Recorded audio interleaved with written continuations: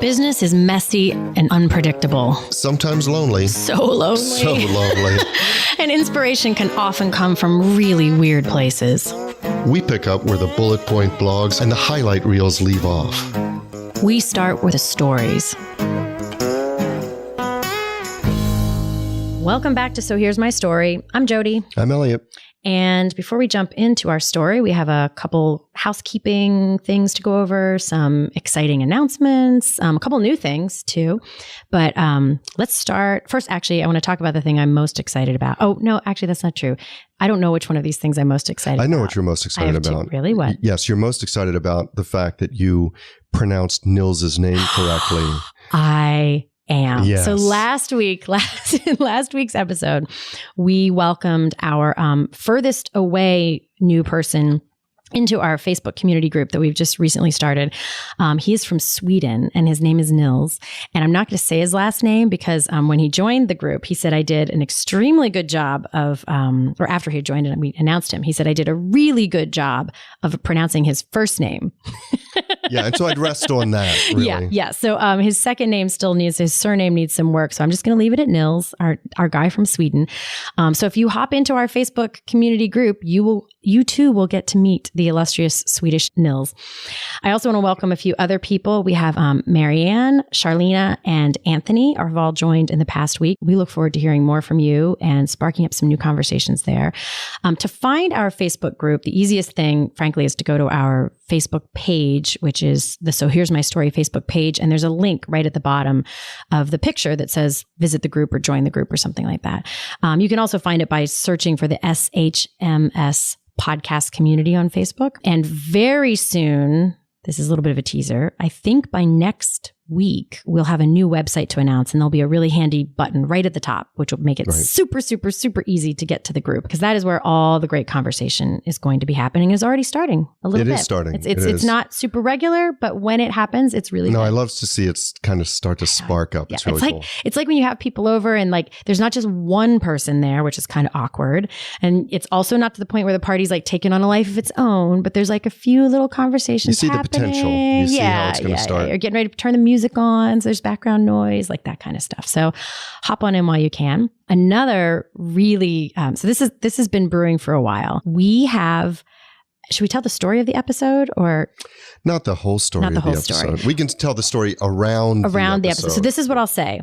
Long ago, when we were first starting, we recorded an episode that we loved. I mean, I absolutely loved recording that episode. It wasn't actually, to call it an episode though, is at that time was unfair, because what happened was that you came in and you said, I have to tell you about this. I'm not even sure I can do it with a straight face. I have to tell you about this. And we recorded it, but we didn't not knowing what we'd do with it. We really didn't think it was an episode then. We just... No. And when we finished, we said, okay, that was fun, but we can't use that. No, we can't publish that. Not that. No. Okay. And we actually thought we deleted it. I did. We thought we deleted it and it was gone. Forgot all about it. But then we get this really awkward phone call from kind of painful. Taylor. She's like, so I was going through the recording, just trying to like take some things off the recorder, and I found this episode. and at this point now, we still don't want to release it as a full out episode. No. But we are going to turn it in. We are going to like share it with those people who want to be in the community. We'll share it in the Facebook group. So that's one place we'll share it. You can also get a hold of it by actually texting the word story to 345-345, and it'll ask for your email address, and then we can shoot you the link to the episode. So, and just as a fair warning, one of the reasons we don't want to release it is that if we release it on iTunes, we may have to monkey around with our current clean rating. Yeah, it's a little bit of a gray area. I mean, it's not like we go like full.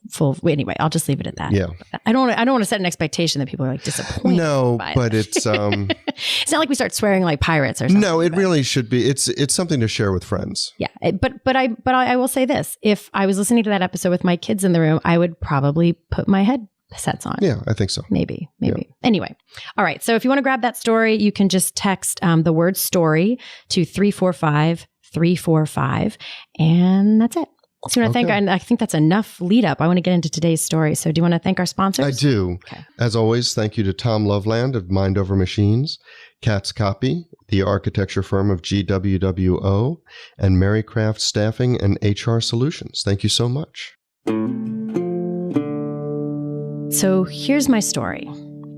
As you know, a fair amount of the work that I do that's not group work, so not facilitating leadership conversations, not the peer groups that I facilitate, but I usually call it my one-on-one work. But as this example will show, it's not always just one person. So I do something that I have half jokingly, but frankly, pretty accurately have referred to as like business couples therapy. Mm-hmm. So it's whether they're partners, a lot of times it's the head of an organization and one of their direct reports, or a head of a department and their direct report, just two people who really need to get along and aren't for one reason or another. Usually, interestingly, it comes back to an inability to communicate because they're actually often, but they don't know this, not that far off the same page, but they are not getting along and it's impacting the organization. So it tends to be kind of a sweet spot of mine. So it's something I do a fair amount of. And over and over and over again, I end up coming back to this topic that I think is really important that I want to try and uncover here. So this will be sort of almost like an amalgamation of stories because it won't be one simple story, but I'm not going to tell a bunch of different ones because that gets confusing. But here are the things that come up over and over again. And I so empathize with these because I want to say right now, from a full transparency, there's not one of the things that I'm going to mention right now that I don't do when I'm in these situations. It's only easy to see sort of where these behavioral instincts fall down when you have the luxury of being the person who's like watching the other people parallel park the car kind of thing. Right. So I just want to say that because I'm not like speaking to this from some sort of high horse, like these silly people who can't control how they react. Is that what a high horse sounds like? Apparently. Oh, okay. Apparently. Kind of a tinge British. Oh, interesting. Okay. Sorry to all of our UK listeners. So here's the thing. Here are a couple of things that I notice. One is that there's this thing that I almost want to say sometimes, but I find more useful ways to say it is like, are you more attached to being right? Like, do you really want to, do you need to be right? Or do you want to be heard? Like, do you want to, another version of that one is, do you want to solve the problem? Like, do you want to be, do you need to be right? Or do you actually want to solve the problem? Because I think the part, and even as I'm trying to tell the story now, my mind's racing around like, what's the point you're trying to make here, Jody? Because it's feeling a little rambly. It's like, well, I don't want to say anything, but I'm not sure where you're going with this. And I will tell a better story here in a second. Is I think the point that I'm trying to get to here that I will get to eventually is that I think almost all of our instincts when we're in these like high emotional situations, especially when we're trying to be professional, and so we're trying to really ignore our emotional reaction to something, are wrong. It's like almost every instinct we have nudges us to respond in a way that actually makes the problem worse. And so I want to try and, in this episode, if at all possible, untangle a few of those. So I'm going to give you a great example. This was a couple weeks ago, there was a company who is, we'll call him Bob. So Bob had grown up in this organization as under this one department. And now Bob leads his own department, a different department now, but that department has kind of become obsolete, his original department. But he still has a lot of emotional attachment to it because that's where he really cut his teeth in this company, and he was there for a long time. So that department is on its way to being shut down, and they are trying to phase it out, get over it. Bob is, and this is almost sort of the nugget at the end of the story, Bob's having a really hard time with that. But even Bob's not super comfortable with admitting he's not having an easy time with it. Bob's definitely not at the stage where he can say, I'm having a really hard time with that. So, and that's all the back behind the scenes stuff. It's almost unfair to tell you that part of the story, because what everyone else in the world around Bob is seeing is Bob doing a bunch of behaviors that are super not helpful right now. He is being very controlling about lots of things. He's throwing a lot of blame, and he's yelling at people, and he's being cranky about things, and he's sort of reminiscing in a toxic way, like, well, if Mary were still here, this wouldn't be happening, and blah blah blah, and he's wanting to like yell at people. But if you ask Bob, like, well, what is it you're trying to get at, Bob? He never really has an answer, and so that's frustrating to the people because they're like, well, he doesn't even know what he wants. What I hear in all of that, and this is where the outside party is useful, is Bob can't answer that question because he's not even aware of what he's about. Bob is having some unmet need. And I think I'll insert one other thought here right now. I listened to a parenting expert one time who said that if every time your kid is driving you crazy, if you can like take a deep breath and listen for the unmet need that they have, that it will, and it was pretty dramatic in changing my parenting style. Well, I'm like, okay, they're acting crazy right now, but if I can back up and say, what's the unmet need? Are they hungry? Are they tired? Are they frustrated? Are they mad because they want to say something that they don't have the skill set to say? And I want to say that before I talk about this way, because in business, and I want to be really clear before I use this word, because when I say that people are often acting like an emotional toddler, I do not mean it in a scolding sense, in a scolding way, in a mockery sense, in a judgmental way, certainly not in a patronizing way. I mean it imagine a toddler that you have known in your life, a 3-year-old. They're just, if you've ever squeezed a toddler, they've got that pudgy skin, the sweet faces. They don't always know how to say what they need. There's an enormous empathy for what it means to be a toddler. And you don't expect them to react to situations like a 25-year-old. In a lot of ways, when things happen in companies or in relationships or in life, people get sort of sent back to act. If you can think of them as emotional toddlers just for a minute to sort of bring back your empathy and look at like, what's the unmet need they have right here? And you can talk to them there, you can have the problem. But here's what people do instead. And my God, this story is getting long. we just call this episode the episode Elliot never got a word in. Well, no, sideways. I'll get a word in now. So when you say emotional toddler and you brought up a 3-year-old, I had mentioned this to you before. I often tell my clients when they're going into court, if the judge asks you a question, you have to treat the judge like a 3-year-old. And I don't mean that they have the intellectual capacity of a 3-year-old. What I mean is if a 3-year-old asks you a question that you don't understand where it's coming from, or it's the 5th time you think they've asked that question, or it's not your main point, you can't pick up the 3-year-old and throw him against a wall, and you're not going to yell, and you're just going to hopefully patiently answer the question. And so that's what I'm trying to get at. As simply as possible. As simply as possible. You can make your point, but you don't want to get defensive with a 3-year-old. Right. Well, and so thank you for saying the word defensive, because getting back to, I wish I'd done a better job of telling this story, actually. The way that this story came into my view was actually in between conversations that I was actually there to help with. Someone was telling me the story quite proudly, and I can probably be a really awful person to tell a story to sometimes, because I think what the person wanted me to do is like, oh, zing, you really got him, man, high five. Somebody was telling me about a conversation that they'd had with Bob where they had really shut him down. Like, I just told Bob, you're going to have to deal with this, and you got to get in line, and you got to, it was much more articulate than that, but we've all had those moments where like, oh yeah, I shut that story down. Like I said the things that made them stop talking. So I won, point to me, score to Jody. Look, I can't tell you how many mic drop conversations I've had in my car alone. Driving home, and whatever infuriated me, and boy, was I eloquent, and boy, did I shut that other person down. Right. And so here's the thing I want to acknowledge across the board. That feels so good. It does. Right? It feels so good to imagine those mic drop conversations. And so imagine just for a second, to give full credit to the thing I stumbled so badly through earlier about why I want to surface this, because it is so, not only is it counterintuitive, but it is pleasure center of the brain, more importantly. So imagine for a second that you just had one of those mic drop conversations in reality, and it felt that like you actually thought of those things in the moment, because a lot of times you have those conversations after the fact where you're like, oh, I should have said this.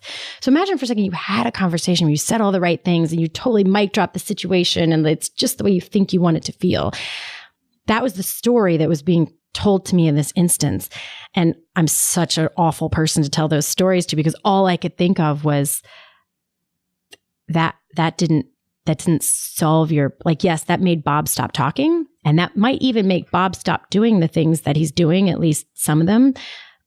But you could have actually come at that a completely different way and solve the core problem. Like you were playing with the symptoms of Bob's issue, and you shut down his symptoms. Maybe you did not solve the problem. No, those conversations, it's kind of like, eating 2 Krispy Kremes. It feels great for a minute, and then it's combined with a lifetime of regret, right? If like me, I spend hours just hating myself. But, there's a satisfaction in that momentary high of doing that. And I certainly see it with the mic drop conversations. You certainly see how good it feels to have the last word, to shut somebody down, to have them leave with their tail between their legs. Yeah.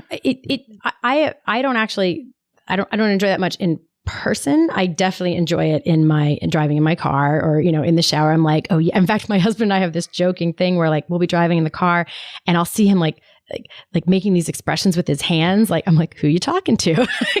He's like, I'm having a very animated conversation with someone right now. Well, see, the thing, the way I relate to that is I was trained, and I am now 30 years plus into an adversarial profession. Yeah. And so this is one of the things about litigation which makes it the worst system for actually resolving disputes in a meaningful way, particularly if a relationship is going to continue, because it prizes the mic drop. Yeah. You're right. You're wrong. This is the decision. One person goes away incredibly unhappy, or if the judge does his or her job right, both people go away incredibly unhappy. Right. But it doesn't get to the root cause because justice has a very short menu. It's either money goes to him or money goes to her. Right. So, and that's not getting to, that's like the non-litigious equivalent to shutting Bob down. Yeah. Well, so the question that it comes back to, and then I do actually want to get around, because nothing's worse than somebody going, oh, this is a problem, this is a problem, this is a problem, and not talking about what you do instead. So I do want to get to that part at some point soon. But to me, the question comes down to a very, take a deep breath and really genuinely, legitimately ask yourself the question, in those moments, do I want to lead or do I want to win?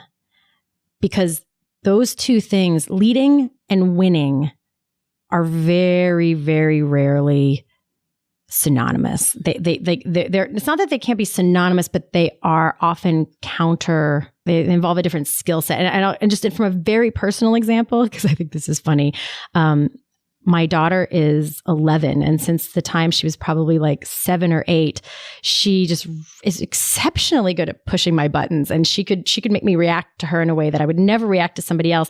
And sometimes I would do exactly this thing I'm talking about, where I would mic drop her on something. And my husband would sort of look at me and say, "That feel good? you just beat out you just really stuck it to a 7-year-old. You feeling good about yourself?" I'm like, "Oh my God, I'm a terrible person."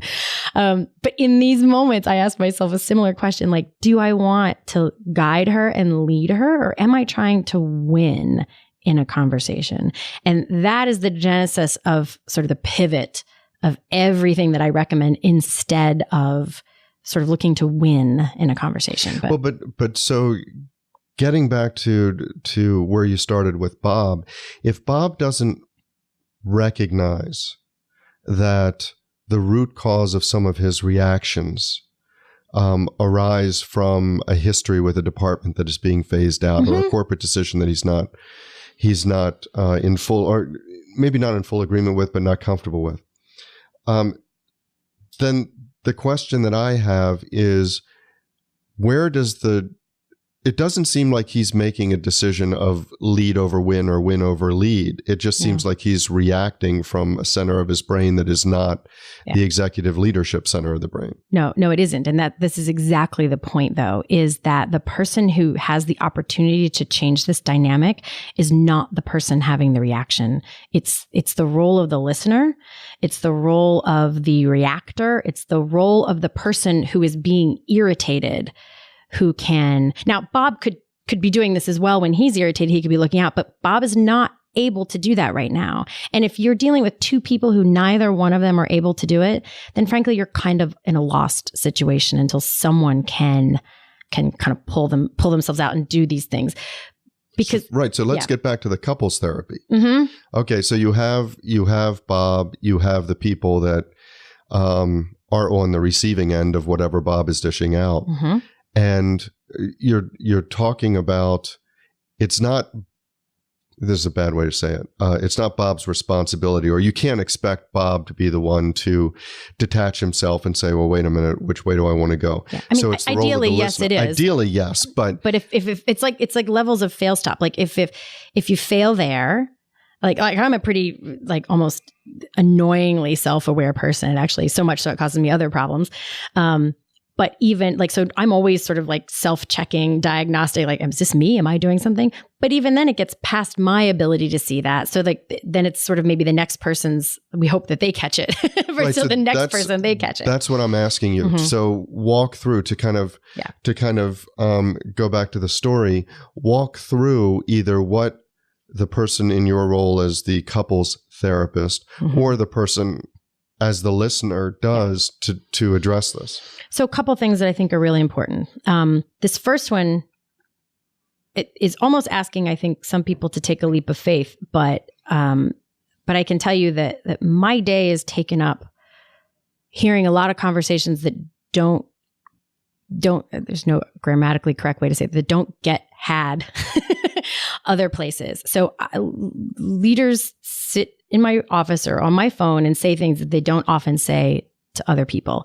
And I can tell you, and this is important to this point, there is this weird thing sometimes and I think it's in part because of all the articles on leadership, and they talk about leadership in this charismatic way that it's almost like this arrival point where then everything is great.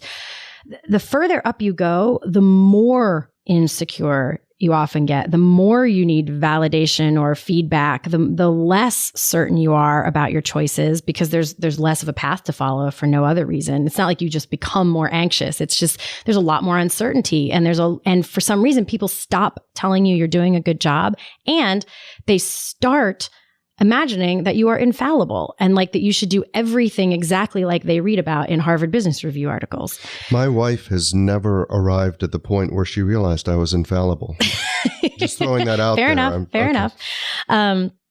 So one of the things that I think is important in this is if you are, let's say you work for Bob in this situation, not making up that Bob is somehow supposed to be the perfect leader. And because what happens is that vacuums out the empathy of the possibility that maybe Bob is reacting. This is the emotional toddler thing. Just for a second. And I use that emotional toddler almost the way a lot of public speaking people say, imagine people in their underwear. I don't want you to laugh at people. I want you to use some sort of lens that lets you see them with empathy for just a minute to say are they acting this way out of a conscious decision to be a jerk? Or are they making a poor decision out of a fear-based or emotional decision where where they're doing a bit of a fight or flight kind of thing? What's the unmet need?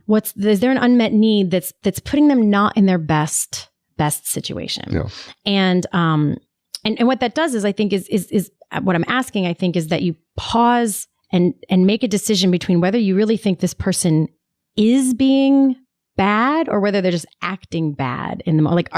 There's the difference. Brene Brown talks the difference between shame and guilt. I did a bad thing or I am bad.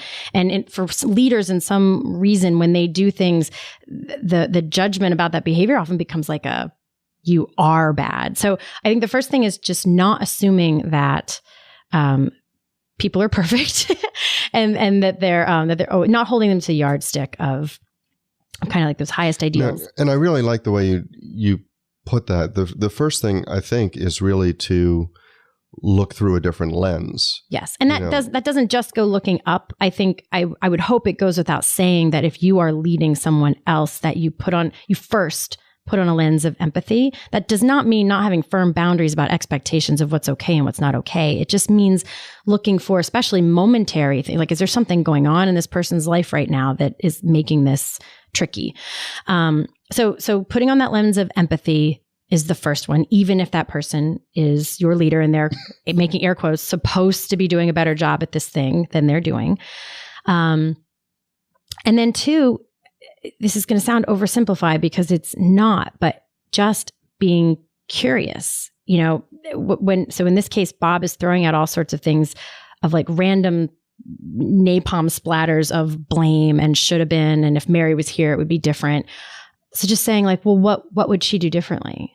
Like, what would be different? Like, just being curious about that thing and not, because this is the other thing. When these situations start to happen, when both people go into fight or flight and both people start to try to win and empathy and curiosity go out the door, you are no longer having a problem-solving conversation.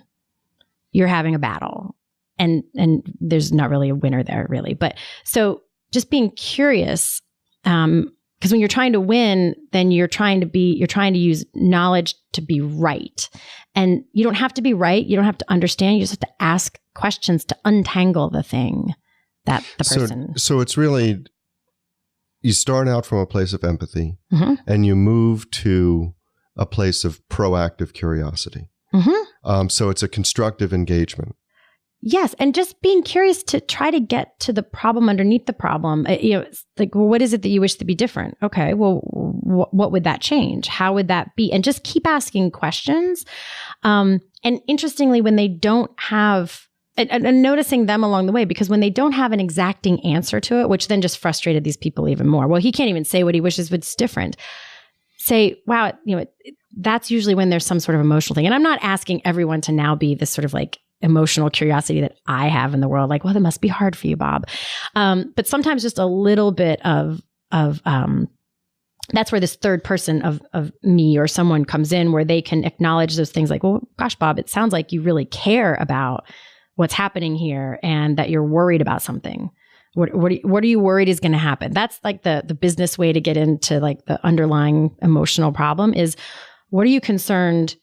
It sounds like you're afraid the wheels are going to come off the cart here. It sounds like you're worried about the company or whatever. See, the way that I think about this, what you've said is really the combination of empathy and compassion in a way, because empathy, and I see them as two sides of the same coin. So empathy is the ability to understand what somebody else is feeling, to actually put yourself in that place. So, in stark terms, you can walk by somebody who's homeless on a November day and you can understand that they're cold and you can understand that they're hungry and you can almost feel that. You understand where they're coming from. But compassion is proactive. Compassion is that quality that will lead you to get them a cup of coffee, a bowl of soup, give them a coat, help find the solution. Empathy is understanding. Compassion walks toward. Yeah. And I think there's something really important in these contexts of between empathy and if you're in those ways of like understanding and then being proactive, that between those two is where the curiosity comes in to even understand. I mean, just to break down your very simple example, you said, go get him a cup of coffee. Does he need a cup of coffee? Or does he actually need someone to just sit down and talk to him for a few minutes? Or does he need a sandwich? Right. Those are all very different needs that are met by different ways. Right. And so you're right. That's where the curiosity comes in. But the curiosity is still proactive. It's something, it goes beyond you have your lens of understanding that something's going on with him and not just reacting to it, fight or flight. But now you have to be proactive and channel that in a certain way. Curiosity, helping to solve whatever it is. But I think it's the combination of the empathy and compassion that actually is what's determinative in this dynamic. No, I think it is. And here's what most of us do though in these situations. So Bob acts a certain way. Sometimes we might even have some empathy about it, but because we don't get curious about why that is or what's really going on, we can't ever get to the compassion piece. Instead, often the way somebody's acting then triggers our own sense of our value being threatened. Yeah. So we get defensive, and then we make up a bunch of stories that sound like, well, Bob doesn't think that I should be lead. Bob thinks it should be Mary because he doesn't think I'm doing a good job at my stuff. So he just thinks that I'm blah, blah, blah, blah. Right. And then it becomes a pissing match, essentially. Like then it's a battle of the threatened values. And that is where it like you have to be able to control your own reactions to it, to stay curious about somebody else, because you often then find out the really important things. You can untangle these really complicated.